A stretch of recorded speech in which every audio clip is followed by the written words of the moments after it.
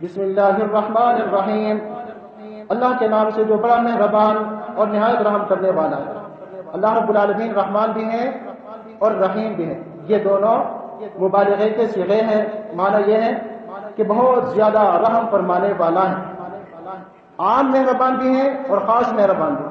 عام مہربان دنیا میں اللہ رب العالمین کی مہربانی عام ہے۔ رزق جو ہے مادی رزق ہر ایک کے لیے اللہ رب العالمین نے مہیا فرمایا ہے،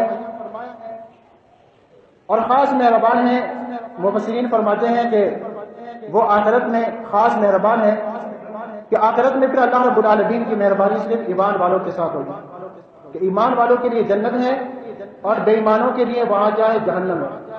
جس میں ایمان ہوگا تو وہ انشاءاللہ جنت میں جائے گا، اور اس میں ذرا بھر بھی ایمان ہوگا تو انشاءاللہ وہ بالآخر اللہ رب العالمین کی ابدی نعمتوں میں جائے گا انشاءاللہ۔ تو بسم اللہ الرحمن الرحیم، اللہ کے نام سے شروع جو رحمان اور رحیم ہے۔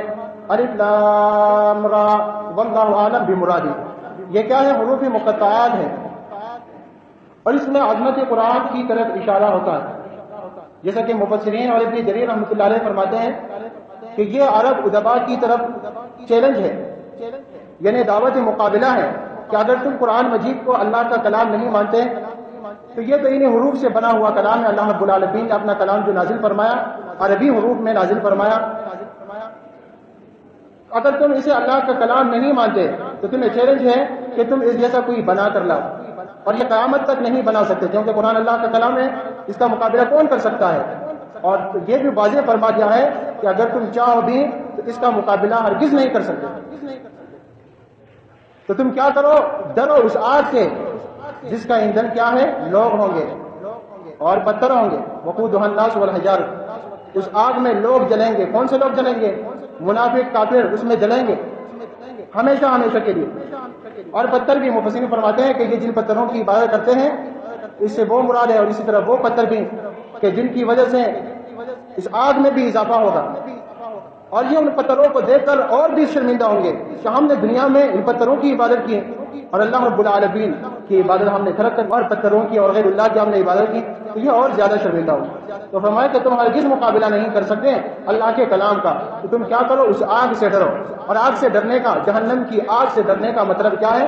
جہنم کی آگ سے ڈرنے کا مطلب یہ ہے کہ اپنے آپ پر رحم کرو، ایمان لاؤ، کفر کی راہ چھوڑ دو، ظلم کی راہ چھوڑ دو، شرک کفر بدعات خرافات کی طرف کرو، سچے مومن بن جاؤ، اپنے ایمان مضبوط کر لو، ایمان لے آؤ، ایمان کو قبول کر لو، تو پھر تم جہنم کی آگ سے بچ جاؤ گے، ورنہ جہنم کی آگ سے نہیں بچ سکتے۔ فرمایا تلک آیات الکتاب المبین، یہ واضح کتاب کی آیتیں ہیں، یعنی سورۃ یوسف قرآن مجید کی چند آیتیں ہیں۔ قرآن مجید جو واضح کتاب ہے، روشن کتاب ہے، جو اللہ سبحانہ و تعالیٰ کی آخری کتاب ہے، اللہ کا کلام ہے، سورۃ یوسف اس میں سے چند آیات ہیں۔ کتنی آیات ہیں؟ 111 آیات ہیں۔ تو فرمایا تلک آیات الکتاب المبین، یہ آیات ہیں کتاب مبین کی۔ انا انزلناہ قرآنا عربیا، یقیناً ہم نے نازل کیا اس کو عربی قرآن بنا کر، نے اس کتاب کو، اس قرآن مجید کو عربی زبان میں نازل فرمایا ہے۔ لعلکم تعقلون، تاکہ تم سمجھو، یعنی اللہ سبحانہ و تعالیٰ فرماتا ہے کہ ہم نے اس قرآن کو عربی زبان میں نازل کیا تاکہ تم اسے بخوبی سمجھو، یعنی صحابہ اکرام کو خطاب ہے، اور وہ عرب جو ایمان لائے ان کو خطاب ہے کہ تمہاری مادری زبان کون سی ہے؟ عربی زبان ہے، تو تم اپنی اس مادری زبان میں اللہ کے کلام کو خوب سمجھو کہ اللہ کے کیا کیا حکم ہیں اور کن کن چیزوں سے اللہ نے منع کیا ہے، تاکہ تم اللہ کے حکموں پر عمل کرو، اور جن باتوں سے، جن کاموں سے اللہ رب العالمین نے منع فرمایا ہے ان سے منع ہو جاؤ، ان سے رک جاؤ، ان سے باز آ جاؤ، تاکہ تم اللہ کے کلام کو سمجھو، اللہ کے کلام پر، اللہ کے حکموں پر کیا کرو؟ عمل کرو، اور پھر اسی طرح تم دوسرے لوگوں کو بھی یہ سمجھا دو، دوسرے لوگوں کو بھی اس کی دعوت دو۔ تو قرآن مجید اللہ رب العالمین میں عربی، اللہ سبحانہ و تعالیٰ نے عربی زبان میں نازل فرمایا کہ دنیا کی سب سے فصیح اور بلیغ زبان ہے۔ اس میں ان لوگوں پر بھی رد ہے، ان لوگوں پر بھی رد ہے جو کہتے ہیں کہ عربی زبان کی کوئی اہمیت نہیں ہے۔ مارکیٹ میں ایسے مفتی حضرات بھی آئے ہوئے ہیں جو کہتے ہیں کہ قرآن سمجھنا ہے تو علماء سے مت سمجھو، ان لوگوں سے سمجھو جو انگریز اگر قرآن کا ترجمہ کرے تو وہ صحیح ہوگا، درست ہوگا، ورنہ نہیں۔ جو علماء نے ترجمہ کیا ہے وہ قابل قبول نہیں ہے، ایسے لوگ بھی ہیں۔ اور اللہ نے فرمایا کہ میں نے قرآن مجید کو عربی زبان میں نازل کیا۔ اب قرآن مجید کا وہ شخص درست ترجمہ کر سکے گا جس کو عربی زبان پر بھی کیا ہو، عبور حاصل ہو، اور جس زبان میں وہ ترجمہ کر رہا ہے اس زبان پر بھی اس کو کیا حاصل ہو، عبور حاصل ہو، مہارت حاصل ہو۔ اگر میں اردو میں ترجمہ کر رہا ہوں قرآن مجید کا، تو جب تک مجھے عربی زبان پر مکمل عبور حاصل نہ ہو اور اسی طرح اردو زبان میں بھی مجھے مہارت حاصل نہ ہو تو میں اردو زبان میں قرآن مجید کا صحیح ترجمہ نہیں کر سکتا ہوں۔ اسی طرح ہر زبان میں وہ شخص صحیح ترجمہ کرے گا قرآن مجید کا جس کو عربی پر بھی مہارت حاصل ہو، کیونکہ وہ عربی جملہ جو اللہ کا کلام ہے قرآن مجید اس کا صحیح ترجمہ کرے گا، ورنہ جب بھی وہ اگر ترجمہ کرے گا اس میں بہت ساری غلطیاں آئیں گی۔ تو اللہ رب العالمین نے فرمایا کہ میں نے قرآن کو عربی میں نازل کیا اس لیے تاکہ تم یعنی اے عرب کے لوگوں جو ایمان لاؤ، تاکہ تم اس کو سمجھو، اس پر عمل کرو اور پھر اس کو اور لوگوں تک پہنچاؤ، پھر اس کی تدبیر بھی تم پر کیا ہے، فرض ہے۔ لعلکم تعقلون، تاکہ تم اسے بخوبی سمجھو۔ اور پھر عربی زبان کی بہت فضیلت ہے، قرآن مجید میں بھی اور احادیث میں بھی فضیلت آئی۔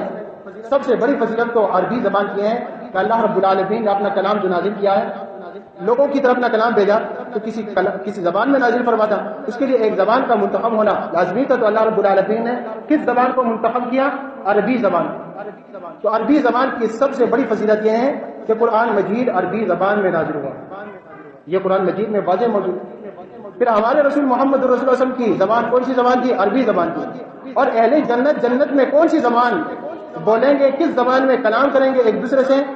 تو وہ کوئی انگلش زبان نہیں بولیں گے، کوئی پشتو، کوئی اردو نہیں، وہاں جنت میں کون سی زبان ہوگی؟ عربی زبان ہوگی۔ تو احادیث میں اس بات کی طرف بہت فضیلت ہے اور بہت اشارہ ہے کہ تم عربی زبان سیکھو، کہ یہ قرآن مجید کا بھی زبان ہے اور نبی کریم صلی اللہ علیہ وسلم کا بھی زبان ہے، اور اہل جنت کا بھی، جنتی جنت میں انگلش، پشتو، اردو کسی دوسری زبان میں بات نہیں کریں گے، جب وہ آپس میں گفتگو کریں گے تو عربی زبان میں کلام کریں گے۔ تو اللہ نے فرمایا کہ ہم نے اس قرآن مجید کو عربی زبان میں نازل فرمایا، اور فرمایا نحن نقص علیک احسن القصص، ہم آپ کے سامنے بہترین بیان پیش کرتے ہیں محمد صلی اللہ علیہ وسلم، ہم آپ کے سامنے محمد رسول اللہ صلی اللہ علیہ وسلم احسن القصص، بہترین بیان وہ پیش کرتے ہیں۔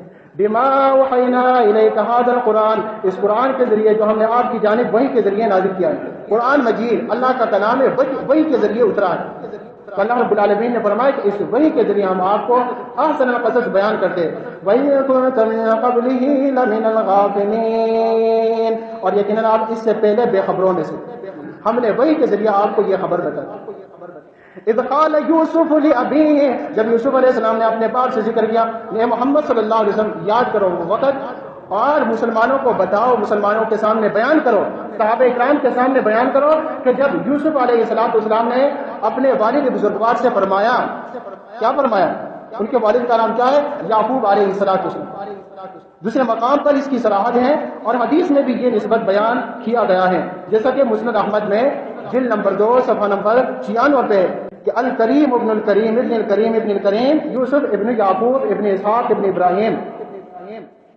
تو یوسف علیہ السلام نے اپنے والد سے کہا، یعنی یعقوب علیہ السلام سے کہا، یا ابت انی رأیت احد عشر کوکبا والشمس والقمر رأیتهم لی ساجدین۔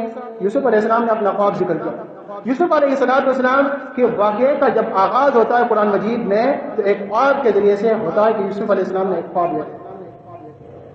ایک تو ہم لوگ خوابوں کو کوئی اہمیت نہیں دیتے، اسلام پر بھی رد ہے کہ جو خوابوں کو اہمیت نہیں دیتے۔ یوسف علیہ السلام کا واقعہ خواب سے شروع ہوتا ہے۔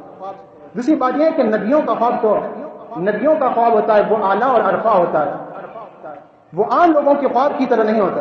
ایسے لوگ بھی موجود ہیں کہ عام کے خواب دیکھتا ہے اس کو اس طرح بیان کرتا ہے گویا کہ وہ کسی نبی کا خواب ہو، ان لوگوں پر بھی رد ہے۔ خوابوں کی پھر کئی قسمیں ہیں۔ ایک خواب ہوتا ہے جو کسی واقعے کی طرف پیش گوئی ہوتی ہے کہ یہ واقعہ پیش آنے والا ہے، اور کسی انعام کی طرف خوشخبری ہوتا ہے، جسے رحمانی خواب کہا جاتا ہے۔ ایک قسم کے وہ خواب ہوتے ہیں جسے نفسانی خواب کہا جاتا ہے، ایک قسم کے وہ خواب ہوتے ہیں جسے شیطانی خواب کہا جاتا ہے۔ ایک قسم کا یہ بھی خواب ہوتے ہیں کہ ایک شخص بیمار ہے، وہ بیماری کی وجہ سے خواب دیکھ رہا ہے، بیمار ہے، وہ سویا ہوا ہے، سوتے وقت اس کے کمر میں درد ہے، اس کو خواب میں دیکھ رہا ہے، لیکن وہ کسی مثال کے ذریعے سے، یا اور کوئی بیماری ہے گیس وغیرہ کی، کوئی تکلیف ہے، سر میں درد ہے، لیکن وہ سویا ہوا ہے تو اپنے سر درد کو دیکھ رہا ہے خواب میں، لیکن کسی مثال کے ذریعے سے کوئی ڈراؤنا خواب وہ دیکھ لیتا ہے۔ تو خوابوں کی پھر مختلف قسمیں ہوتی ہیں۔ ان لوگوں پر رد ہے جو اس دور میں خواب دیکھتے ہیں اور اس کو اس طرح بیان کرتے ہیں گویا کہ وہ نبی کا خواب ہے، اور اس کو باقاعدہ سند سمجھتے ہیں. نہیں، خوابوں کی کئی قسمیں ہیں. نبی کا خواب نبی کا خواب ہوتا ہے، اس جیسے خواب ہمارے خواب نہیں ہوتے.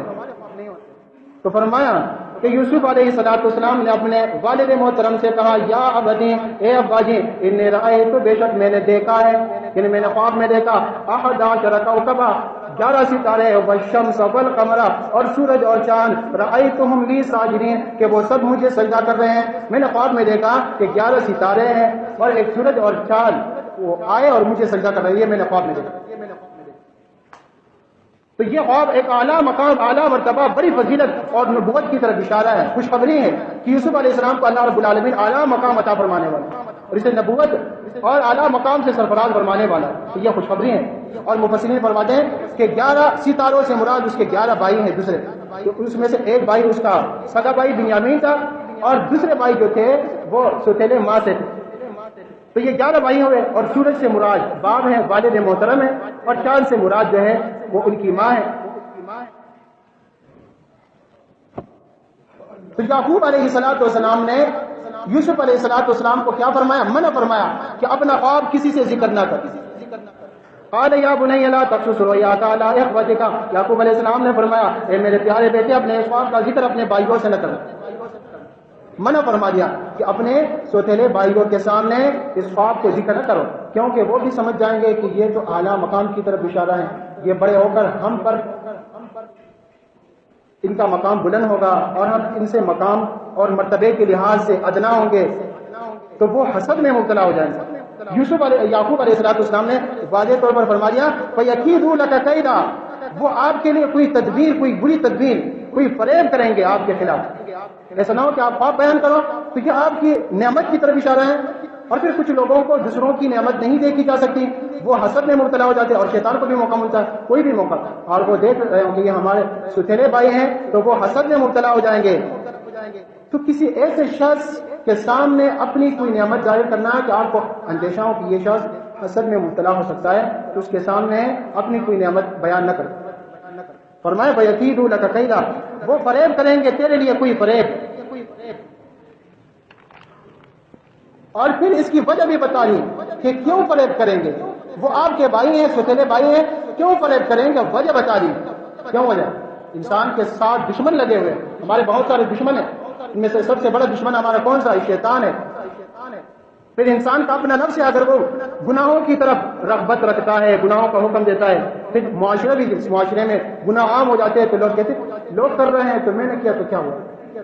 تو یہ معاشرہ، یہ بھی انسان کا دشمن ہے. تو فرمایا ان الشیطان للانسان عدو مبین، یہ وجہ بتا دی کہ بے شک شیطان تو انسان کا کھلا دشمن ہے.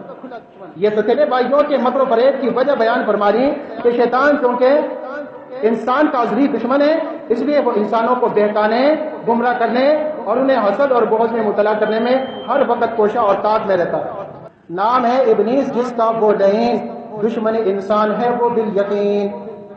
نام ہے ابلیس جس کا وہ لعین، دشمن انسان ہے بالیقین. وہ اور اس کے جتنے پیرو ہیں تمام ذات میں رہتے ہیں وہ اس کے مدام، یعنی جس کو مرتبہ کچھ بھی ملا سب نے مل کر اس کا بس پیچھا کیا. مرتبوں پہ چڑھنے والے چڑھتے ہیں، کچھ بھی کیجئے، بڑھنے والے بڑھتے ہیں.